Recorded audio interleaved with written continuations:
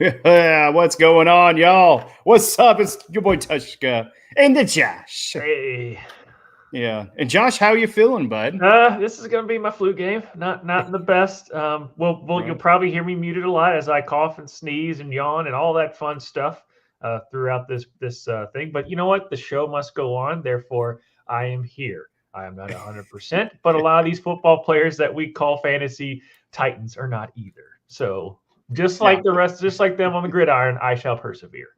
yeah. Josh is listed as probable.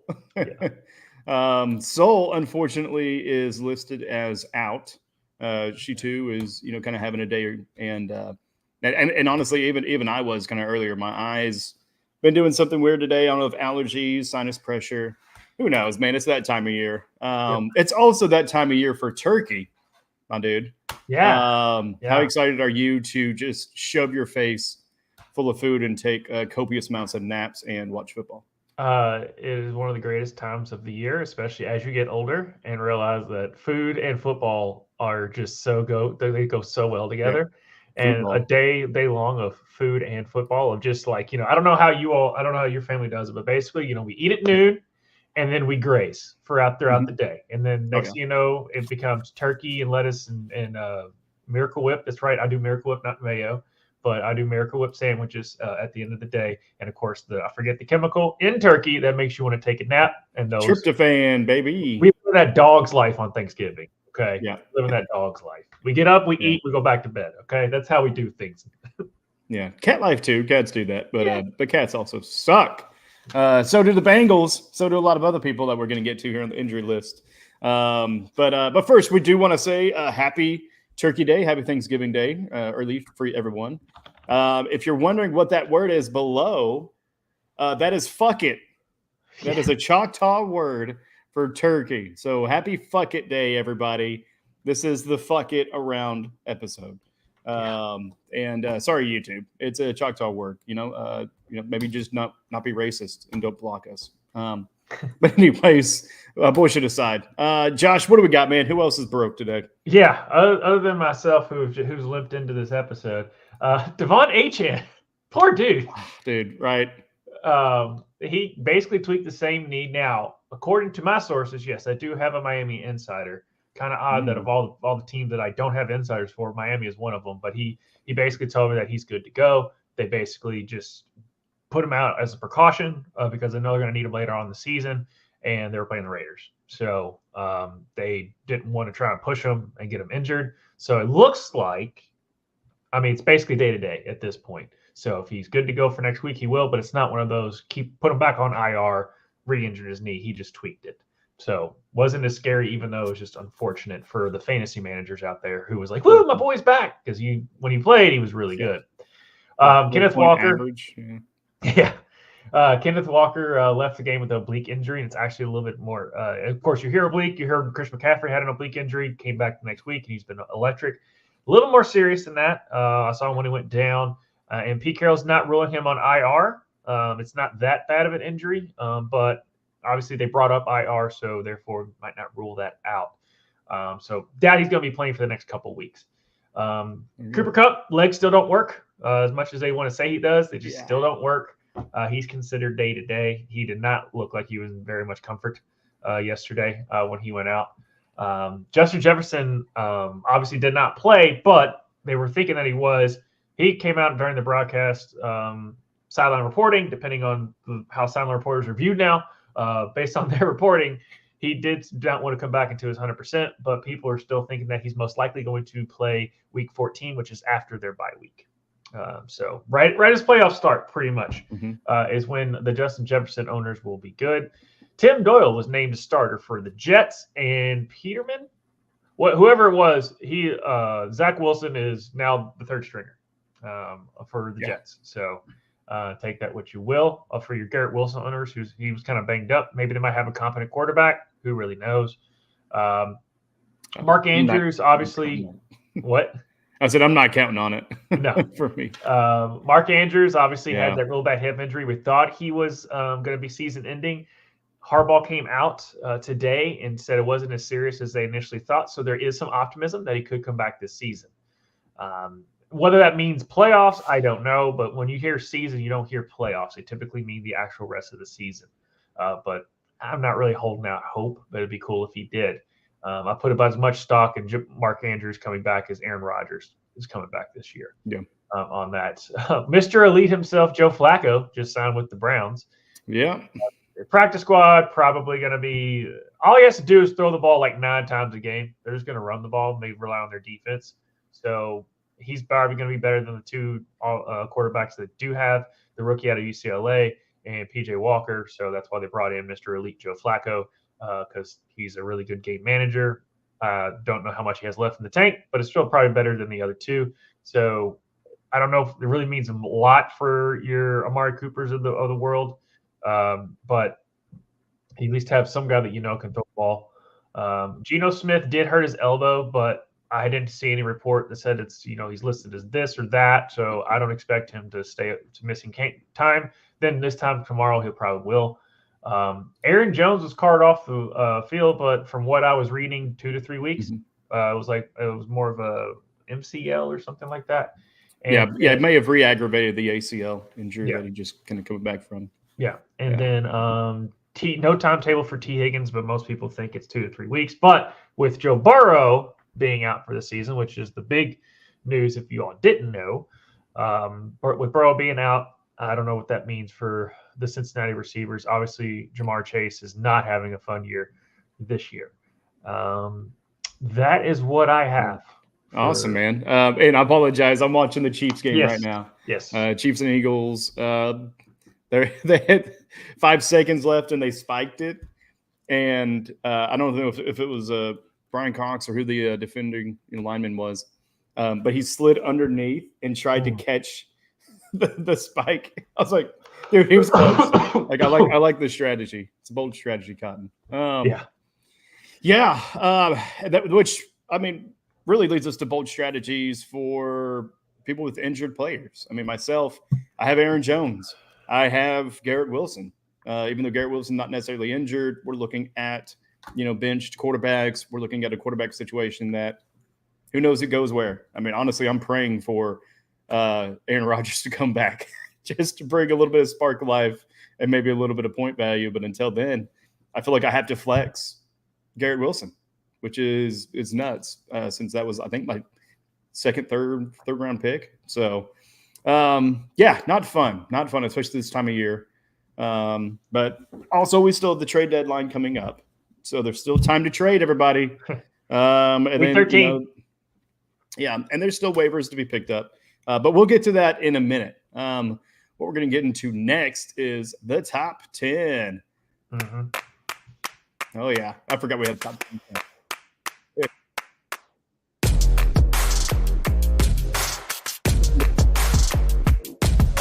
Quarterbacks. We got Trevor Lawrence coming in hot, man. The game of his life, pretty much, right? There we go. Get that done. But then after him, then we have sorry, I'm all over the place, fellas. Trevor Lawrence coming at 32 points. We got Brock Purdy at 27. Herbert back up in the top with 26. Just in time to beat me with my Lamar Jackson coming at 24 points. Josh Allen getting 24 points, even though the rest of the team didn't get shit. Kyler Murray, another good comeback game for him, 23 points. Danny DeVito, Tommy, 23 points. Freaking Tommy. Crawling out of a leather couch naked and scoring 23 points. Danny DeVito. Justin Fields, 21 points. Justin Love, 21 points. And Jordan. Sam Howell, or Jordan, yeah. I don't care about the first name, guys. Okay. So you can correct all you want. I'm not going to give a shit. I'm just going to make up names. Okay. And then Sam Deskus, How, 21 points. I always like Sam Discus better than Sam anyway. Right? Yeah. Sam Discus, how? Yeah. So anything kind of stand out for the quarterbacks, man? Yeah. Well, I mean, obviously Tommy DeVito, the Italian stallion. Obviously, he's not the first person to be called that, but that's just the first thing that came to my head. But that's just crazy that he did that. I didn't think he could put 2 legs in front of each other, much less have that type of outing against the Washington Commanders of all people. But apparently Washington just doesn't want to play anymore with that. I mean, heck, They didn't want to play so much. The showers didn't work. I don't know if you all saw that, but they did not have. Neither team had hot water because they had some malfunction going on. That stadium is a piece of dog crap.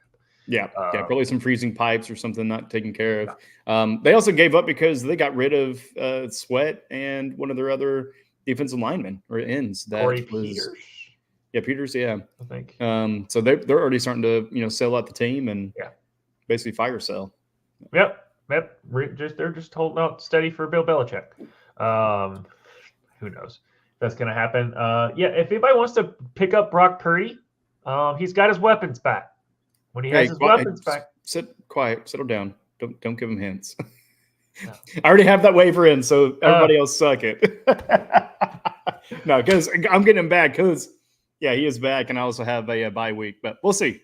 Somebody else may be able to pick him up. Yeah. But so Brock Purdy, weapons are back. They're in full form. But what about DeVito or Love? I mean, they're on the waiver. No. Do you see them as options? No, it's just the matchup they had. No. Yeah. Not at all. No. Not even for a 1 week pickup in case somebody needs something for Bipocalypse. If Love plays the Bears, then yes. Right. Pick them up. But DeVito's not going to play anybody. I mean, they can't play Washington every week. So I don't see it happening going forward. Yeah. Well, and who else can't play Washington every week is Saquon Barkley. No. So moving on to running backs, we got Saquon Barkley for the Giants at a strong 30 points. Jaylen Warren, 24 points. Welcome to my bench. Thank you for the points there. We got Jimmy Gibbs, 22. We've got Colin Cowherd McCaffrey at 21 points. Justifina Mixon, 21 points. Gregarious Edwards at 21 points. Bustin Robinson at 20 points. This is getting hard. I know you got to keep going. D-Train Singletary, 20 points. Captain James T. Cook, 19 points. And Bartholomew Hall running off with 18 points. All right. Yeah. All right, we did it. That's the last time I'll do that because that takes too much brain power right now. Right. But running backs, man. Anything. This is what I've been expecting from Jaylen Warren all year, and this is it just happened. I did finally get to start him in another place. That's just because one of my backs was out, so I had to start him. But the thing is, if you watch the game, he did this basically on one run, where they finally gave him the ball and he scampered for like a 70-yard touchdown or something like that. So he did everything on one run, and then they decide to still want to go with Najee Harris, and Kenny Pickett hadn't thrown 2 touchdowns ever, and I just don't understand. Just give him the damn ball because the kid is electric. Saquon, I mean, he's a stud. I mean, everything else. I mean, and who knew Jahmyr Gibbs was good at football? We've been selling this to the coaching staff. Us nerds have been telling the coaching staff to give him the damn ball, and good things happen, and here we are. Basically, ever since he basically became, because of Montgomery being out. So this is about the 3rd week in a row that Gibbs has had really solid outings. This thing, Robinson's not doing too bad, but Houston just knows how to score the football apparently, and Devin Singletary is benefiting from that right now. And thank you Buffalo for actually giving the ball to James Cook. Now, it pissed off people that owned wide receivers for the Buffalo Bills, but they finally gave the ball to one Jamison Cook. So good on that. But nothing else really stood out. I mean, Gus Edwards has been doing it. He's on a bye week next week, so if someone wanted to pick him up, you can stash him. I think he may be taken in ours. Oh, no, he's not actually. Yeah. So I know he was on a team at one point. But Gus the Bus. I mean, definitely a strong candidate. But you talk about James Tavarius Cook taking all the point totals from the wide receivers. That's why you're not going to see my wide receivers on the top 10, right? But you know who you are going to see? You're going to see Calvin Ridley, Daisy Ridley's brother, getting 31 points. Taysom Hill, I didn't know he's a wide receiver now, getting 31 points. But you got Dell at 29, Allen 28, Ayuk 27, Moore 23, St. Brown at 22, Adams 21, Shakir at 21 and Metcalf at 20. Of course, Shakir is definitely a little bit of the standout there, being the third wide receiver, but he has been getting a lot more touches and a lot more attention. Anything else kind of stand out to you with wide receivers? I mean, not to bring back but I mean, Diggs couldn't catch the ball. He's frustrated. I think they're partially just there's something going on with Diggs and Allen again, everybody. So that's just something, because it wasn't like he wasn't getting targets, but just like he would just drop the ball and he just seemed like nonchalant. I don't know. It was weird. But Calvin Ridley, welcome back. This is the guy we thought you were the whole season, and you did that for the week 1, and you waited till week 11 to show back up again. Just 10 weeks in between each other. It doesn't really matter. Whatever.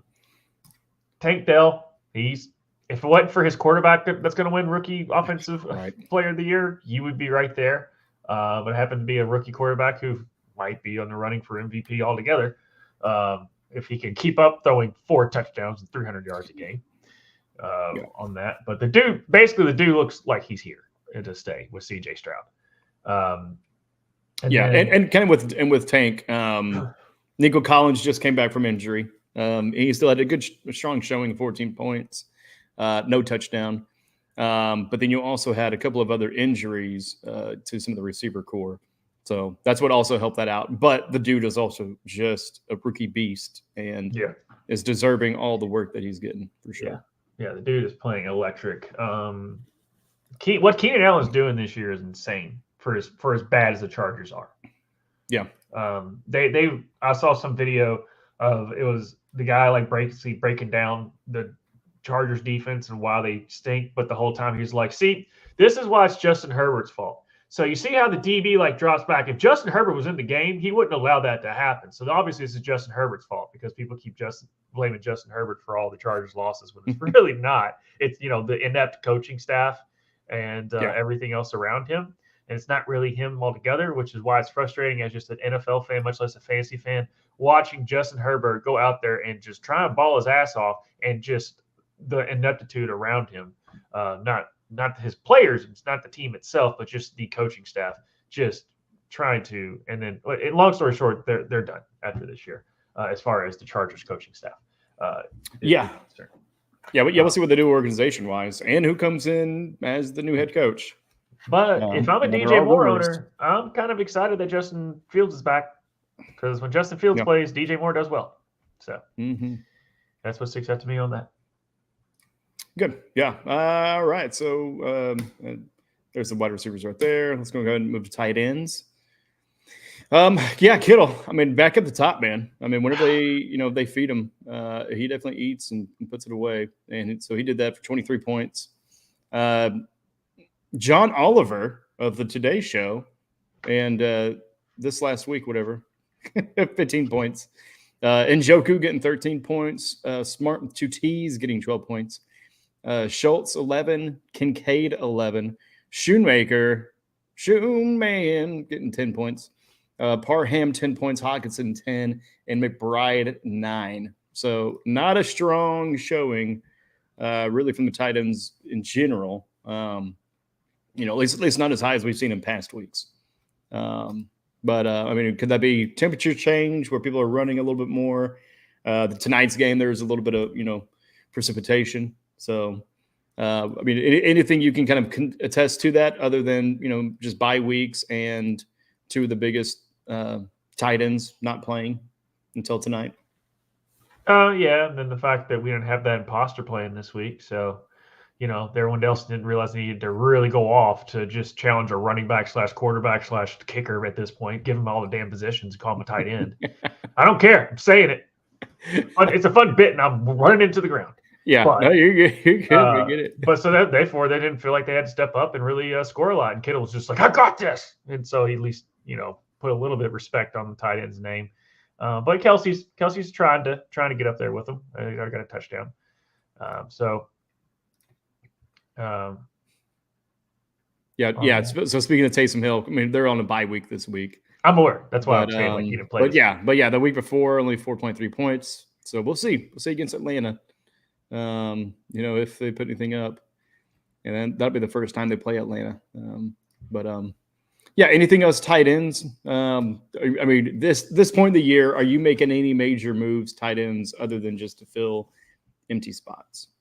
Yeah, I'm really not. Yeah. If I'm confident in my tight end week in, week out, at least I know that he's going to get something. I'm not trying to mess with it, especially for a playoff run, which we'll get into kind of in our next segment here. But no, I really don't, because you sit there, look at the matchups, and then nothing happens, or they get game scripted out of it. So you really don't know. It's tough. Other than the top dogs, I mean, Hawkinson's playing well. Kincaid is playing well. Kittle, obviously, Kelsey, Andrews, RIP. Get back better soon. Schultz is going to be up there. So other than that, I mean, Ferguson had a Shoemaker was on here, but Ferguson was typically it's Ferguson that does pretty well.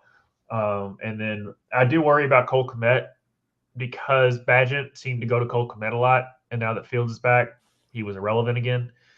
So I do, it just depends on the quarterback, apparently at this point. So that's what I feel about that.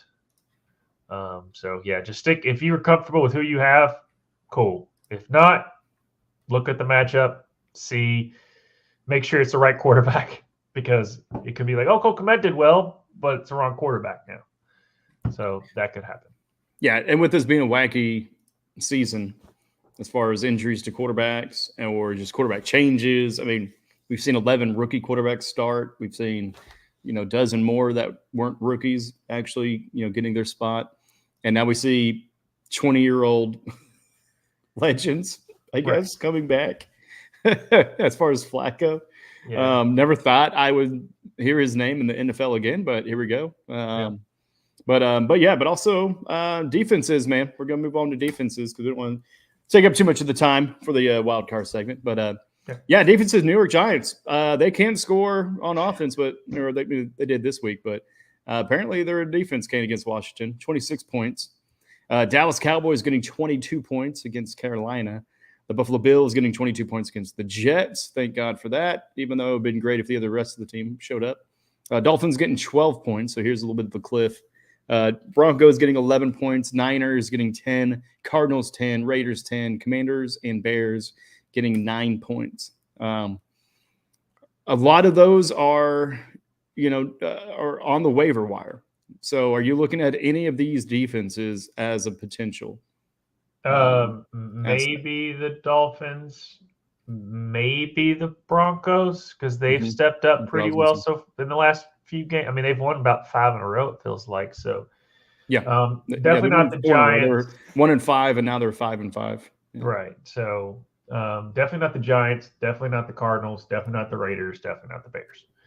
It was just kind of the way the cookie crumbled on that. But yeah, the Broncos and the Dolphins, which the Dolphins actually aren't on waivers. So the Broncos, of these other people that you could pick up on waivers, just the Broncos, I'd be okay with picking up, because I mean they've been playing very well defensively. Just look at how they scored on that. But yeah, their last 3 matches, started with Kansas City. In that win, they got 18 points. They had the bye week. They got 10 points against Buffalo, 11 points against Minnesota. And those are good offenses. Yeah. I mean, Buffalo's had some issues, as well as Kansas City being consistent, kind of finishing out drives. Minnesota to a degree, but really, what offense hasn't this year? Right. I mean, even the Miami Dolphins have had issues, and that was, the high-flying offense starting off in the year. And coming up, they got Cleveland Browns. They have the Houston Texans. They got the Chargers. They have Lions. They have the Patriots, Chargers, and then Raiders. So a decently favorable schedule. But yeah, they're definitely firing on all cylinders, and it's annoying to listen to Perna talk about it all the time. Comment real quick I want to get to. Yeah, definitely. He was asking about close matchup. Hurts has 2.44 points. They didn't count his interception. Where can I report that? Wait till after the game, number 1. Number 2, talk to your commissioner, because they can actually make that right. They should have. Now, I don't know if it's NFL Fantasy, so it's just the NFL Fantasy app. So, but you need to talk to your commissioner about that. Number 4, if not, you can contact customer service on that, but wait till after the game because sometimes it just might not add it, like you were saying. But if after the game and Hurts goes off, then you really it really won't. It becomes a mute point. So don't make a fuss about it until after the game, and then you can. But I would go to your commissioner at the end of the day. They should have the right to go in there and physically change things if they have to. But that's what I would do. Thanks for joining. Yeah, definitely, George. Good to see you. Also good to see Ambling Soul earlier. Yeah, good to see you there. And then Chris the Gift Taylor. Injury bug, man. It's been getting everybody this year. Yeah, it's getting me like physically right now. So yeah. Just trying to attack our team, man. Piss off. Yeah. But to finish out the top 10, we'll just run through it. It's kickers. Nothing really too exciting there. Even though Lutz did score more points than most of my team. Lutz getting 17 points, Santos 17, Bass 16, Myers 14, Tucker 11, Sanders 10, McManus 10, Moody 9, McPherson 9, and Aubrey 8. So kind of an average kind of showing. I mean, once you get to the 11s and of course 17s, those are really good showings for kickers. And it's also getting to that year where you're going to have inclement weather. So you're going to see kicker point totals probably jump up a little bit, by 3 points or maybe 5 points on average. And then also with the injuries that we're getting, people aren't able to finish drives as much. And defenses, for some reason, they just play a little bit better in cold weather. I don't know if they just kind of just surge that energy or they're just not getting as exhausted as a defense. But yeah, man, that's the top 10, man. Anything to wrap that segment up? No, not really. I mean, it's just I think there's some outliers. I don't think this is this is really what made Trevor Lawrence come back. I think the Titans are just dog crap. So I really don't take any stock in that. I don't really take much stock in, unfortunately, Saquon Barkley or the Giants offense to begin with. I mean, if they turn a corner, cool, but I just don't have faith in that. From what I've seen. But I do like, if I'm a Jahmyr Gibbs owner, I'm liking what I'm seeing going forward. If I'm a Jalen Warren owner, this is going to be a Jekyll and Hyde thing because he's awesome, but their offense and Matt Canada is terrible. But he did this against the Browns, who has the best defense. And he did it on 9 attempts. Yep. So give him the damn ball. Yeah. I know they're staying loyal to Najee Harris, but yeah, come on. I mean, if you're the one that's getting you there. And if you picked up Devin Singletary, just tell Dameon Pierce, it's good. I got this guy. I got this guy. You're good. Right. You're good. It's kind of the same thing with Dalton Kincaid. Carter. Exactly. Knox, you're good. Good. I got it. I got it, man. We got it from here. Yeah, we don't care about back. Real quick. I was just bringing that up too. So I'll set it up for you. So the Chandler is asking, trade Tyreek Hill for Jamar Chase and ETN, and I'm guessing a full PPR league. I mean, not knowing if it's an 8-team, 10 league, 12-team, I don't know what it is. Full PPR, it's going to be tough, especially with Browning taking over for the Bengals. We don't know exactly what's going to go on with that with Jamar Chase. I mean, obviously the talent should weigh out, and that should be a solid trade for you. To get Jamar Chase and ETN on paper, yes, that makes sense. But with Browning, I'm worried about that 8-team double flex. Man, that's you're getting a lot of value, but you're also giving up the overall best wide receiver by far in the league for hopefully ETN is the top 5 running back in the league. We know that. So that's number one. That would probably be fine there. And then you get Jamar Chase, and you're hoping to get that upside Jamar Chase without Joe Burrow. If Joe Burrow was there, I would tell you to do that till Kingdom Come yesterday. But that is the one thing you have to make the decision. If you think that Jamar Chase is going to at least keep some production up, then yes, I would make that trade. If you think he is going to fall off a cliff because of Browning being there and not Joe Burrow, then I would stick with Tyreek Hill going forward. Yeah, I would stick with Tyreek because he's averaging 25.5 points a game as far as fantasy points. He has 255 total in the year. But it just really kind of depends on your roster and if you're really needing, 2 more spots. But I would definitely keep that because I'm actually in the opposite position where I'm trying to clear up a roster spot, right? So I'm wanting one a little bit more for the waiver, after the trade deadline, so I can kind of work that. Because if not, then I'm going to have to drop a significant player. So I'm trying to trade 2 people or 3 people for 1, so I can have a solid, freaking workhorse that I can trust that is not named Diggs or Wilson or any of the other 2 that have just failed me time and time. But any final thoughts on that before we jump into the next? Yeah. Also, with that, Chandler, make sure you're not trading them to the wrong person as well. Like if you look at and you're like, okay, if I get Jamar Chase and TTM, but this is going to make them pretty much the juggernaut that's unbeatable, I might stay away from that. Whereas if you're both in the same position, that's fine there. It's up to you. If you think you're going to get 25 points every week at least or more from ETN and Jamar Chase going forward, then make the trade. But Tyreek Hill is right now is averaging 25, and if you don't think those 2 can average 25, then it's not worth the trade. Yep. I agree. I like it, man. Yeah. Well, that's some good interaction there. Yeah. You know what else is some good interaction? The wild card, baby. Yeah. Let's go, man. So for wild card, what do you got for us, my dude? Tighten the belt, keep the jeans. Basically, is what this wild card is about. Especially where we're heading. Yeah, give thanks and tighten the belt. Okay, even though you're going to be unbuttoning that top button after you get done having your 4th helping in Thanksgiving, but tighten the belt afterwards and keep the same jeans. What I mean by that is stick with who got you there. Do not overthink it. So many times you've heard it, you've done it, we've all been there. You sit there and say, okay, well, this player, got dinged up and they're playing an unfavorable matchup and they're this and that. And then you start this one person who has kind of sucked, but they have a good matchup. Who cares? Forget all that. I would rather start the person who got me there. And if kind of like the Russian in Rocky IV, if he dies, he dies. That's fine. I can live with myself knowing that I stuck with that guy, kicking myself because I didn't ride with the guy who got me to the mountain, who got me that far up the mountain as it was. The Lamar Jackson, his rookie year, people benched him during the year and he had 5 touchdowns that game. I've known people that have benched Kamara when he scored at 6 touchdowns that year in that one game because he was coming in questionable. So they freaked out about that. He ended up winning them championships. So don't overthink it. Don't go to the waiver wire. Don't try and make crazy trades just to try and get your team perfect.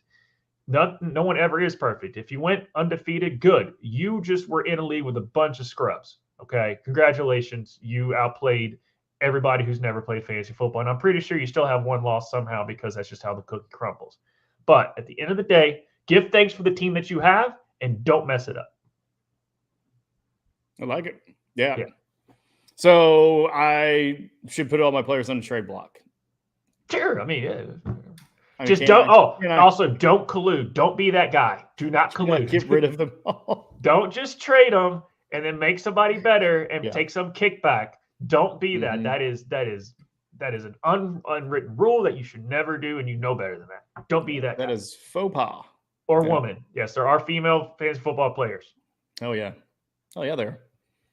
Man. Because looking at mine, you got injuries, you got things you're trying to salvage. We've made a couple of trades, and but then it's coming to that time where tied for second to last, right? But that means just 1 game out of the playoff spot as far as the final playoff spot. So it's win now kind of situation. But I mean, if you're doing decently and you're getting into the playoffs, just hold fast hope, just as Josh said. Anything else on the wild card, bud? Any other kind of scenarios or anything you can think of? Not really. Again, with Chandler bringing up that trade, it just depends on I don't know much of your situation. Just for me looking at it, if like you said, if you think Chase's upside's going to be there, which I don't think it will be, then if that upside's going to be there, then sure, make that trade. But you're just giving up a lot of consistency. And I mean, would you trade Christian McCaffrey for Jamar Chase and Travis Etienne? I wouldn't. You don't give up that consistency for a hope. Yeah. But hey, you do you swing for the fences because you don't you miss 100% of the shots you don't take. Ray Gretzky, Michael Scott, or Michael Jordan. Yeah. But that takes us into the league scores. League motherfucking league scores. All right, man. What you got though? I mean, I know we still got one game, and which is yours, that could be decided here soon. It is going. It's going to come down to the wire. I don't know if I'm going to be able to pull it off, but I've got Swift going up against Hurts, and I'm down 130 to 132. Yep, Hurts with 55 yards, one interception, and only 4 yards on 2 carries. 1.6 points. Yeah. Yikes. Yee. Yeah. And Swift has got 12.2. So I mean, you're looking good. Of course, it looked like Waddle and Komet and Cup, they all got the bug as well. Not really. Or they just didn't get the memo to score more than 5 points, like my team did. Oh, Cup got the bug. He got hurt. Well, yeah, no, he got the injury bug, but and I never can start the right person. Not Justin Fields. The Trevor Lawrence, Justin Fields, I'm not kicking myself, but the fact that I didn't start Devin Singletary and I picked him up, I always just end up leaving that one person on the bench, and that's been my whole story this year. It's just bad managerial skills. Hand up. I blame myself. This is something I got to go back and go back to my coach's room, figure it out, meet with my owner, shout out Soul. And got a lot of explaining to do. I got a lot of explaining. I know what I did, but this is what happens. Kids, don't get in more leagues than you can choose. This is okay. You kids out there, don't get in too many leagues because then everyone becomes the same. And you think you made the right decision, but then you didn't make the right decision, and then you go back and realize you did that for another league you're in. Don't do that. This is why we always say stick to maybe 4, because it's easy to keep up with, and it makes it fun. Because if you're in so many leagues, you own everybody, and it just sucks. It takes the fun out of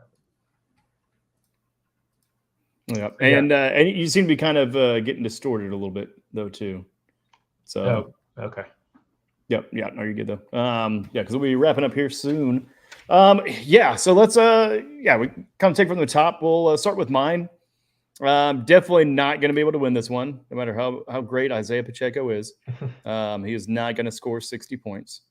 And but yeah, I mean, Jackson had a good showing, so the heads up, between him and Tua Tagovailoa, I won that one, but then absolutely got obliterated by Saquon Barkley, Amon-Ra St. Brown, Tyreek Hill, against Josh Jacobs, Aaron Jones, Garrett Wilson, and Stephon Diggs, who combined only scored for 15 points.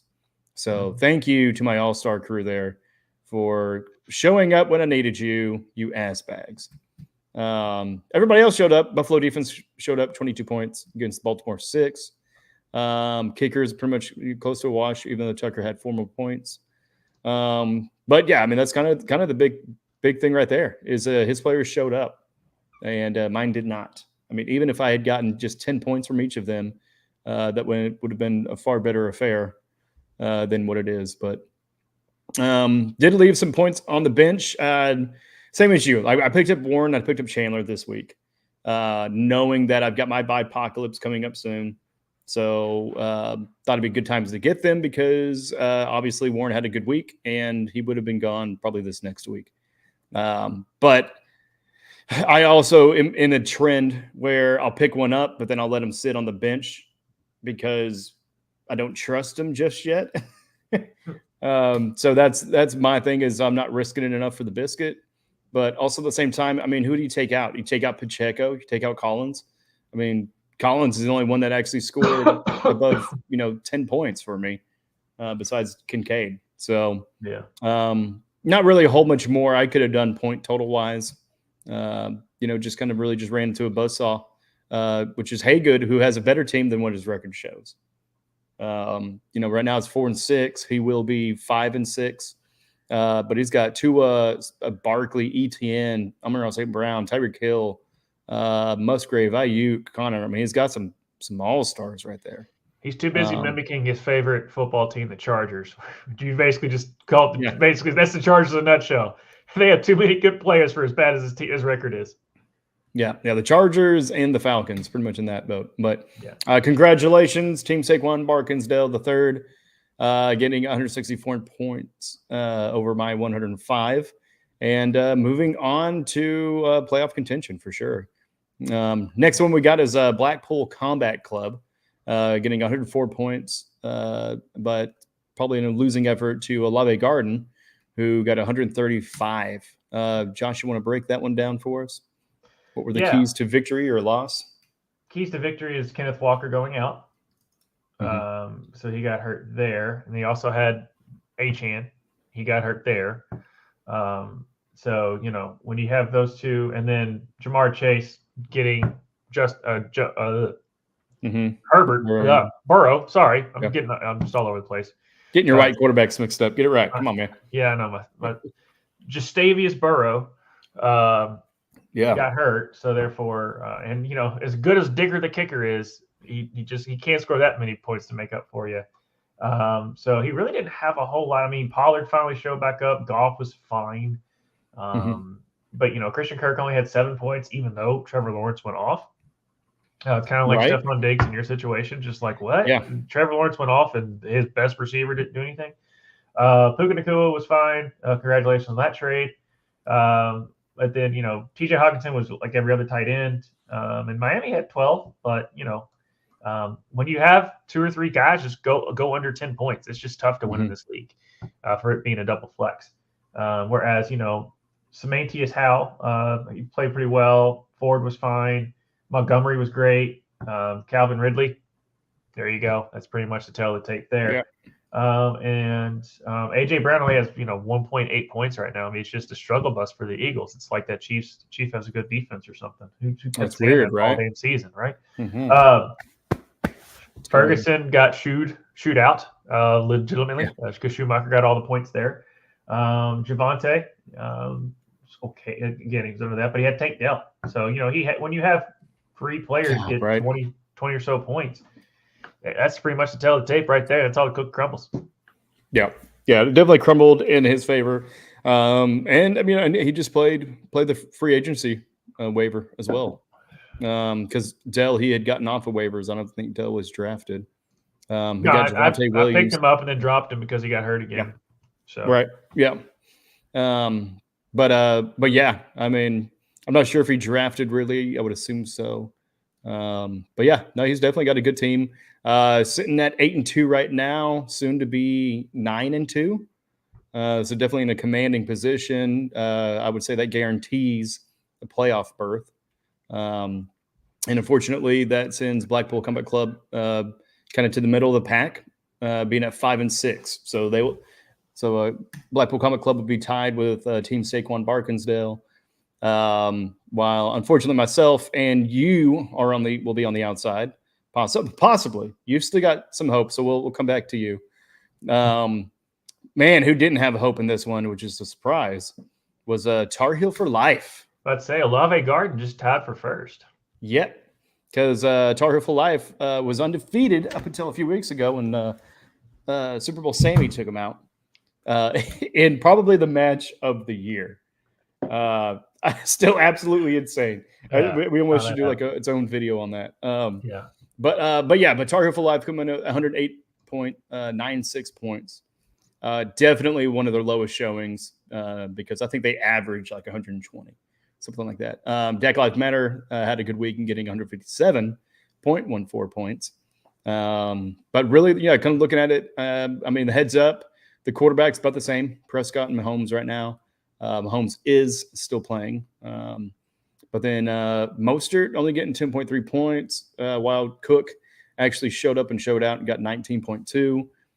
Evans did great with 15, but then just couldn't compete with Adams, who got 21.2 points in that actually that loss against Miami. But DJ Moore getting 22.6 points, definitely helped out on that affair. He does have Kelsey still playing, and he has Devontae Smith. Devontae Smith. So there's still a little bit of light at the tunnel, but for a 50-point difference doesn't look like it's really going to happen. Because when on the other side, whenever your opponent, Deck Life Matter, has a defense that scores 22 points with the Cowboys and a kicker that scores 14 points, I mean, that's already kind of a tough hill to climb on top of Elijah Moore, Hopkins, Kittle, and others, showing up and getting, 15, 20 points. Anything that you kind of see on this one that, they could have done differently to have gotten themselves in a better position, or is they just suspect to injuries in the bye? Yeah, I mean, it's just pretty much suspect to injuries in the bye. I mean, there's nothing he can really do. I mean, he made the right choice of not starting Burrow, obviously. Yeah. Or else this would have been even worse. But, I mean, Jonathan Taylor was on the bye.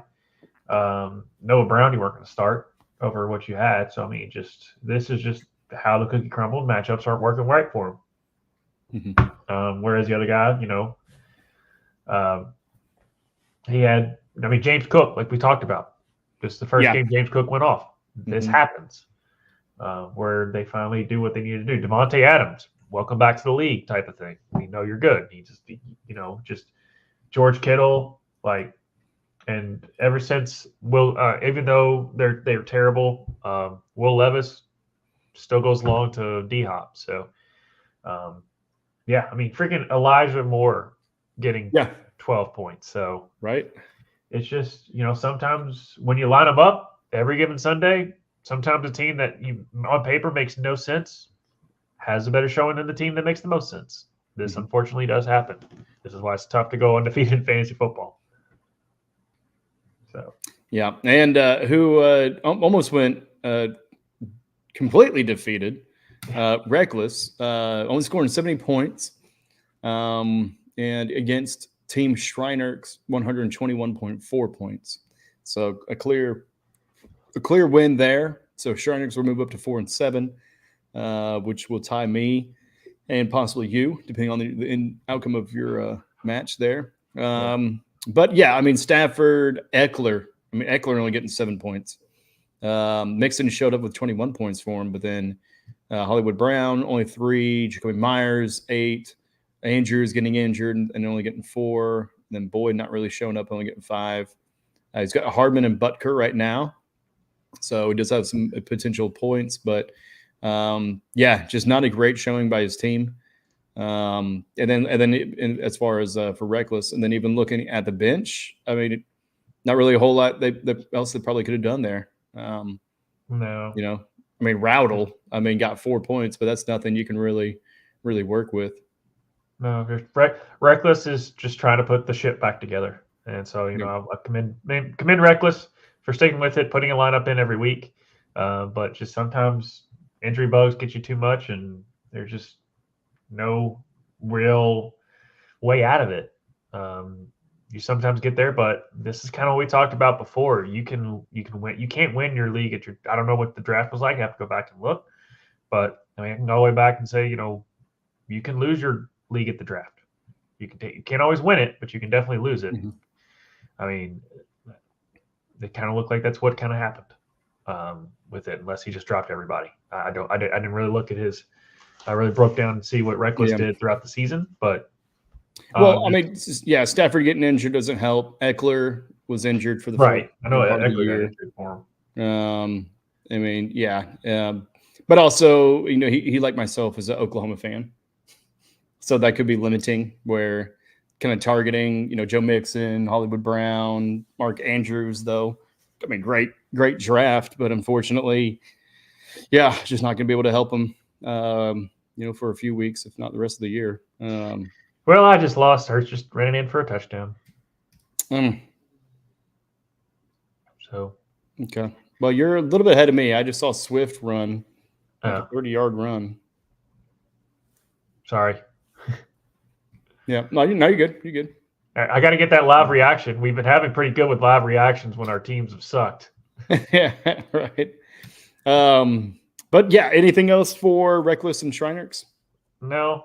I mean, that's not to try and pick at it or anything like that, but I mean, that's just kind of the things that I observed. I really don't know. I wasn't there the whole time when they're running their team. They run it, but you get hit by injury bug, and then the other draftees that you drafted just didn't pan out. and you can only do so much. I've been there. Trust me. Skating, ice skating uphill is not fun. Right. Yeah. As to pseudo quote Blade. Mm-hmm. Yeah. No, it's definitely not. And this year has been pretty rough injury wise, and it seems like a lot more has happened like right at the beginning of the games. Yeah. More so than others, at least in the past. Maybe it's just because injuries are a little more frequent this year, but it seems like that first quarter, almost first drive, like Aaron Rodgers, where it's just like, well, what do you do now? Right. I would love it if we had like a substitution spot to where it was like an additional flex that you only get the point total after that person has been removed from the game injury wise. You know what I mean? So if they go out in the first quarter, hey, you can only get 3/4 of that person's score. If they go out, but you'd have to do coding and change everything. But yeah, I was about to say that's a lot more than just carrying a 4. Yeah. Oh yeah. Yeah. No, definitely not. But yeah, because it's rough. I mean, it's happened to all of us this year at some point, where just right out the gate they get injured, and you've got a dead spot basically, and there's nothing you can do to forecast that. There's nothing you can really do to prevent it, or even after the decision's made and the game starts, there's nothing you can do to change it. And it's just that is fantasy football. That's the luck of the draw. You place it in your wagers essentially, and there's no takebacks. No takebacks. No, there is no double reversey stamp, ellipsy. I don't know. But yeah, man. So do you want to kind of break down your match since you feel like it's done? Yeah. Well, Justin Fields did 21.6. Probably could have started Trevor Lawrence, but I wasn't going to start Trevor Lawrence. So I'm not kicking myself on that. Rashad White had 17.8. The dude's been good every year. If I would have started him for the rest of the season, I probably would have had a better season. But that's just the way it works. That's, again, just me making bad managerial skills. You can lose at the draft. You can also suck at actually putting the right people in the starting lineup. Swift's doing fine with 15.7. Keenan Allen's been a stud all season with 27. I think Waddle's gotten over 10 points maybe twice the whole damn year. Cole Kmet, 5 points, whatever. He's a tight end. And Justin Fields is back. Cooper Kupp got hurt at the beginning of the game, as you just alluded to. Players getting hurt right at the beginning of the game. And he was speaking of getting hurt right at the beginning of the game. He didn't even come out the gate. He's put on IR before he even started. But I took that risk with where I was in draft position. Chris Godwin, thanks, I guess, for getting only 9 points for me. Mm-hmm. Tyler Bass, he's pretty much been my MVP the whole season. Right. Yeah. 16. Yeah. When your kicker is your MVP, that's the reason you're under 500. But Super Bowl Sammy, Chris McCaffrey, Jahmyr Gibbs.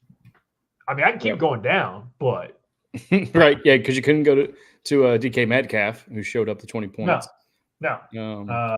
And I mean, he also did he finally drop Christian Watson, who actually had a good game this year, this week? Yeah, he did.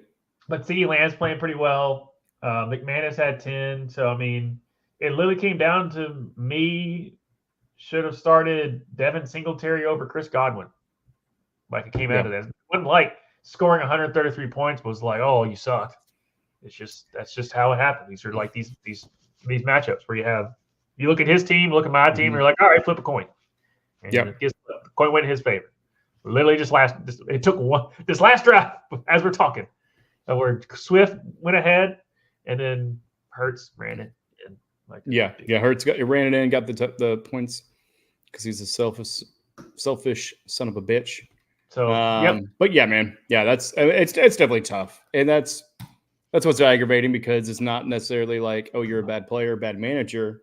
It's just luck of the draw, when it comes down to it. Look, if it was a case of you left somebody in that was injured before, or you left somebody in that was on a bye week, then that's bad management. But man, so don't beat yourself up. But God, that is a hard AF loss right there. Being about 5 points. But that's just the way it is, though. And kind of taking a look at our playoff. So for our playoffs, they're going to start on the 15th. Let us know in the chats what week does your playoff start. We just saw with Chandler They have an 18 team double flex. Man, 18. Good That's luck on rough. that, dude. That is rough. I mean, if you have ETN and who was the other person? Jamar Chase. Jamar Chase. I mean that's a good pickup. I mean, because with 18 people, it's gonna be hard to really get those superstars. Right. Because even with us being 10, I feel like it's lopsided because of the injuries. Right. I mean, everything was kind of even with the draft, but then that first 4 or 5 weeks of these major injuries kind of tilted the scales a little bit. And then as it's gone on, it's just, a mad dash to the waiver. And you either luck out or you don't with the waiver pickups. But anyways, back to the playoffs. So 6 teams get into the playoffs. So 6 out of our 10. So that puts me as well as you just on the outside. Yeah. So Team Saquon Barkinsdale looks like he clears himself a little bit of a path. Looks like a Blackpool Combat Club. I believe they lost on theirs. Yeah. So they're going to be tied with Team Saquon Barkinsdale 5-6. Dak Lives Matter and Super Bowl Sammy are going to be moving up to 7-4. Olave Garden is going to move up to 9-2, while Tar Heel for Life will drop to 9-2. And Olave Garden should take first because their points for and points against are higher, I believe. Yep. And then is there anything with like head up ties? I mean, is there anything of that nature with our league? As far as obviously it comes down to it'll come down to your matchup. So what you do in your matchup, it comes down to ties, and then if you split your matchup, if you did play each other twice during the season, then I think it comes to your total points that you've earned throughout the season. Yeah, points for and then points against. Yep. And I mean, if we're looking at that, I mean, the most points for is going to be Super Bowl Sammy, and behind is going to be Team Saquon Barkinsdale. Yeah. But for Team Saquon, it's just tough because they're they've had significantly more points against.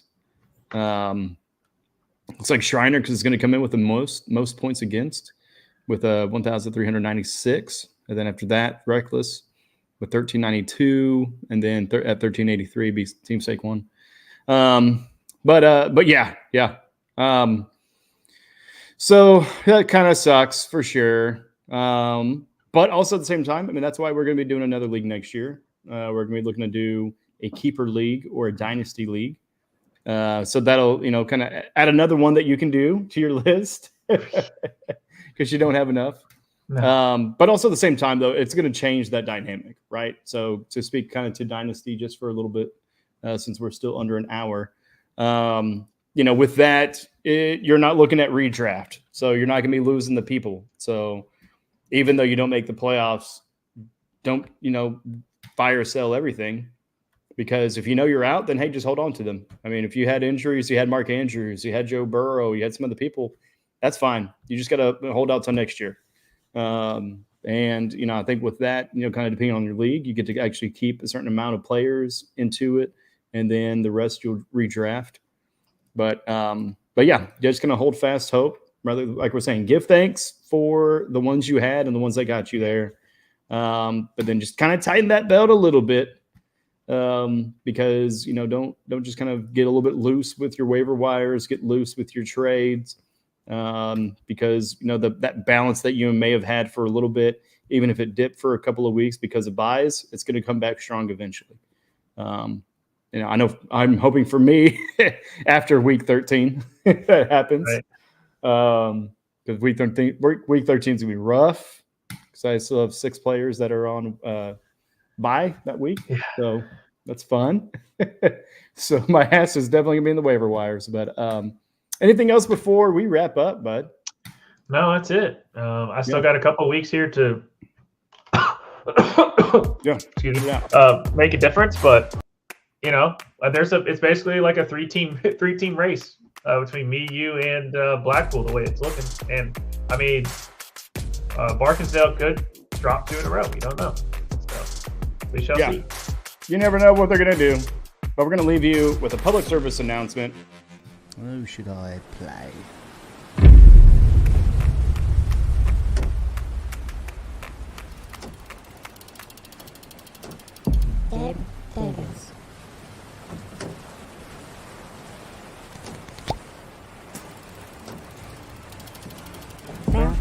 table. Alright, fuck it, let's go.